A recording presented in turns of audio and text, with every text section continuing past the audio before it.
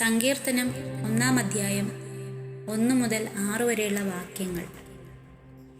ദുഷ്ടന്മാരുടെ ആലോചനപ്രകാരം നടക്കാതെയും പാപികളുടെ വഴിയിൽ നിൽക്കാതെയും പരിഹാസികളുടെ ഇരിപ്പിടത്തിൽ ഇരിക്കാതെയും യഹോവയുടെ ന്യായപ്രമാണത്തിൽ സന്തോഷിച്ച് അവൻ്റെ ന്യായപ്രമാണത്തെ രാപ്പകൽ ധ്യാനിക്കുന്നവൻ ഭാഗ്യവാൻ. അവൻ ആറ്റരികത്ത് നട്ടിരിക്കുന്നതും തക്കകാലത്ത് ഫലം കായ്ക്കുന്നതും ഇല വാടാത്തതുമായ വൃക്ഷം പോലെ ഇരിക്കും. അവൻ ചെയ്യുന്നതൊക്കെയും സാധിക്കും. ദുഷ്ടന്മാർ അങ്ങനെയല്ല, അവർ കാറ്റുപാറ്റുന്ന പതർ പോലെ അത്രേ.